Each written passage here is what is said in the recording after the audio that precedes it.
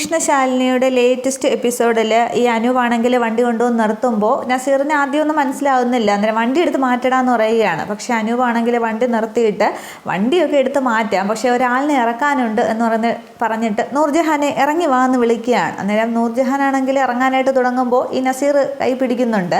അന്നേരം ഇത് എൻ്റെ ഫ്രണ്ടാണ്, പിന്നെ എൻ്റെ കോളേജിൽ സീനിയറായിട്ട് പഠിച്ചതാണ്, ഞങ്ങൾ റിസൾട്ട് നോക്കാനായിട്ട് പോവുകയാണ്, ഇക്കൊക്കെ പൊയ്ക്കോ ഞങ്ങൾ വന്നോളാം എന്ന് പറഞ്ഞിട്ട് ഞാൻ വന്നോളാം എന്ന് പറഞ്ഞിട്ട് നൂർജഹാൻ വണ്ടിയിൽ നിന്ന് ഇറങ്ങിയിട്ട് ഈ അനൂപിൻ്റെ കൂടെ അങ്ങ് പോകാൻ തുടങ്ങുമ്പോഴാണ് നസീറും കൂട്ടുകാരും ഒക്കെ ഇറങ്ങുന്നുണ്ട്.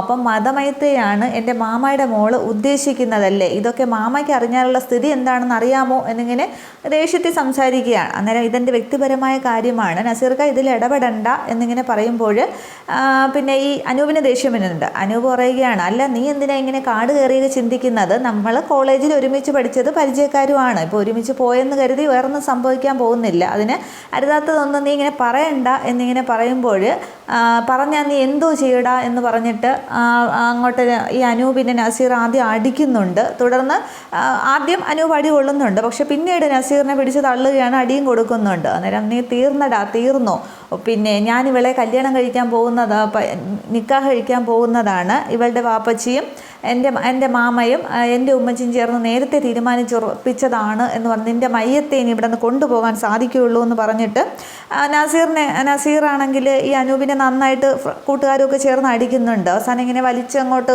മാറ്റി അങ്ങോട്ട് എറിയുമ്പോൾ അനൂപ് ചെന്ന് വീഴുന്നത് ഈ ശാലിനിയുടെ വണ്ടി വരുന്നുണ്ട്, ശാലിനിയുടെ വണ്ടിയുടെ ഫ്രണ്ടിലേക്കാണ് വീഴുന്നത്. അന്നേരം ശാലിനി ഇങ്ങനെ ഇറങ്ങുമ്പോൾ ശാലിനി ചേച്ചി എന്ന് പറഞ്ഞിട്ട് അനൂപാണെങ്കിൽ ഇങ്ങനെ നോക്കിക്കൊണ്ട് നിൽക്കുകയാണ്.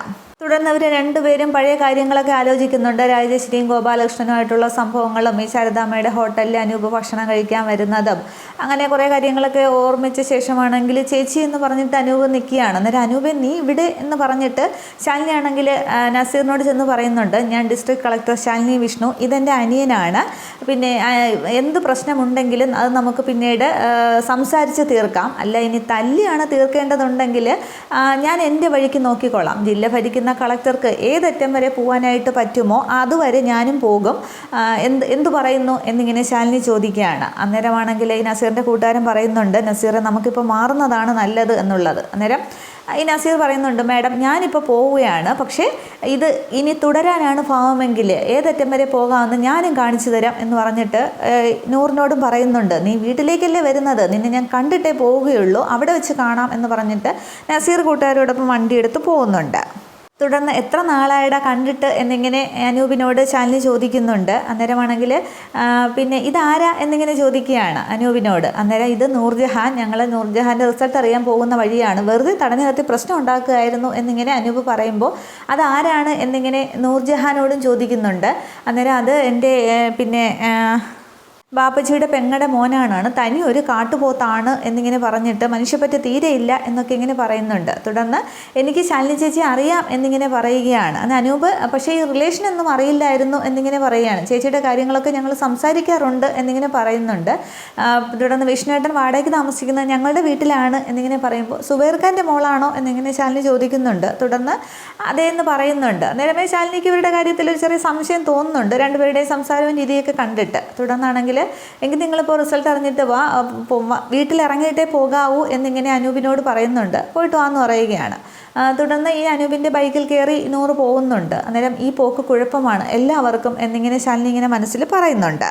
തുടർന്ന് ഈ നസീറാണെങ്കിൽ സുബൈറിൻ്റെ വീട്ടിൽ ചെല്ലുന്നുണ്ട്. അവിടെ സുബൈർക്കായിട്ട് ആകെ വഴക്കും ബഹളമൊക്കെ ഉണ്ടാവുകയാണ്.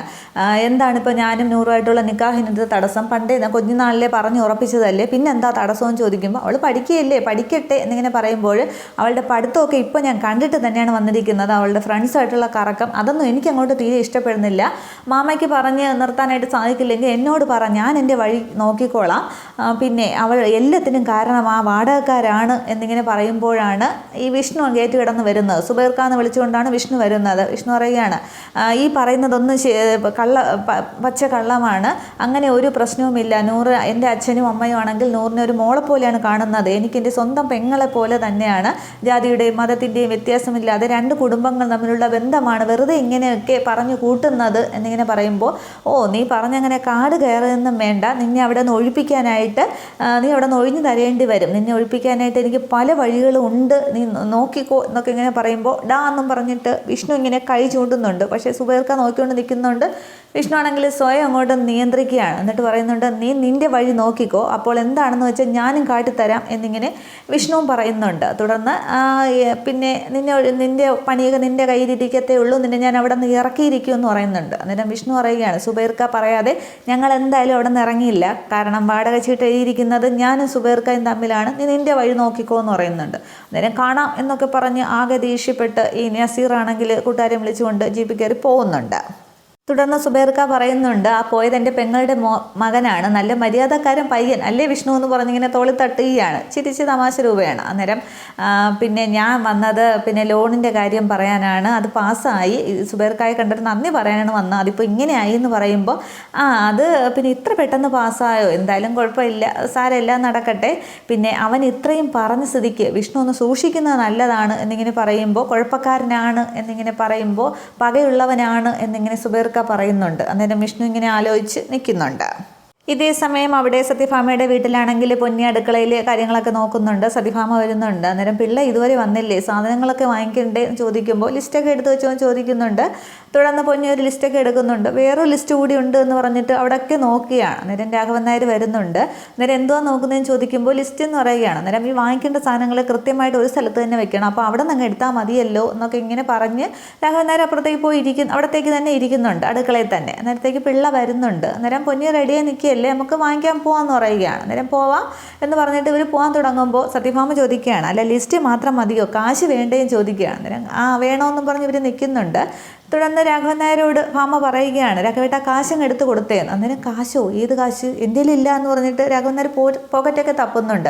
അന്നേരം ഇന്നലെ 100 കൊണ്ടുവന്ന പൈസ 25,000 രൂപ ഞാൻ തന്നില്ലേ, പൊന്നി കണ്ടതല്ലേ എന്ന് പറയുമ്പോൾ അതെ സാറിൻ്റെ കയ്യിൽ തന്നതാണെന്ന് പറയുമ്പോൾ രാഘവൻ നായർ പെട്ടെന്ന് ആലോചിച്ചിട്ട് പറയുന്നുണ്ട്, അതെ ഞാൻ ചിലപ്പോൾ അലമാരയിൽ വെച്ചിട്ടുണ്ടാകും, എടുത്തു തരാം, അവിടെ തന്നെയാണെന്ന് പറഞ്ഞിട്ട് രാഘവൻ നായർ മുറിയിലേക്ക് പോയി അലമാരയൊക്കെ നോക്കുന്നുണ്ട്. പക്ഷെ അവിടെയെങ്ങും കാശ് കാണാനില്ല. അന്നേരം ഇവിടെ ഇല്ല ഭാമയോട് പറയുകയാണ്, എൻ്റെ കയ്യിൽ തന്നെയാണ് ആണോ തന്നത്, അതേ വേറെ ആർക്കെങ്കിലും കൊടുത്തോ എന്ന് ചോദിക്കുമ്പോൾ രാഘവേട്ടൻ്റെ തന്നെയാണ് തന്നതെന്ന് പറയുന്നുണ്ട്. അന്നേരം ഞാൻ എവിടെ വെച്ചിട്ടുണ്ട്, ഓർമ്മയില്ലാത്തതാണ്, ഇനിയിപ്പോൾ തലയണയുടെ അടിയിലാണോ എന്നും പറഞ്ഞ് അവിടെ ഒക്കെ നോക്കുകയാണ്. അന്നേരം പൊന്നി അങ്ങോട്ടത്തേക്ക് വരുന്നുണ്ട്.